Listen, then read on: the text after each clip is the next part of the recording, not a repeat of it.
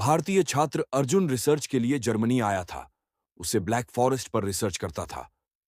लोग उसे चेतावनी देते रहे, ब्लैक फॉरेस्ट में सूरज ढलने के बाद मत जाना, वहां से लौटकर कोई जिंदा नहीं आता। लेकिन अर्जुन विज्ञान का विद्यार्थी था। उसे ये सब अंधविश्वास लगा।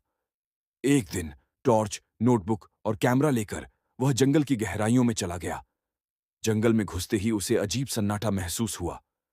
पत्तियां हिल रही थीं, पर हवा कहीं नहीं थी। उसके कदमों की आवाज बार बार गूंजकर वापस आ रही थी, मानो कोई पीछे पीछे चल रहा हो। कुछ देर बाद उसे एक पुराना लकड़ी का घर दिखा, जो आधा टूट चुका था। दरवाजे पर लोहे की कड़ी लगी थी, लेकिन जब उसने हाथ लगाया तो दरवाजा खुद ब खुद खुल गया। घर अंदर अंधेरा और सीलन थी। दीवारों पर पुराने हाथ से बनाए गए नक्शे और अजीब चिन्ह बने थे। अर्जुन ने कैमरे से तस्वीरें लीं। अचानक ऊपर से लकड़ी चरमराई और उसे लगा कोई छत पर चल रहा है। वह ऊपर सीढ़ियां चढ़ा।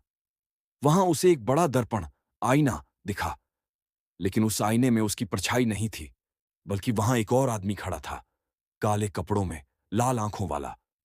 वह आकृति धीरे धीरे मुस्कुराई और अर्जुन को हाथ लगाया। अर्जुन ने पीछे मुड़कर देखा।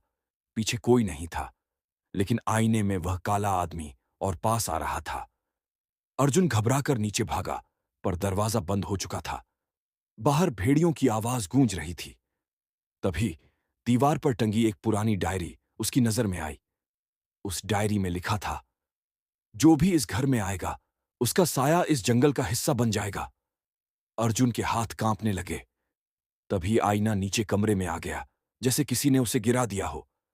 कांच टूटते ही अंदर से धुंधली आकृतियां बाहर निकलने लगीं। औरतें, बच्चे, बूढ़े, सबके चेहरे बिना आंखों के।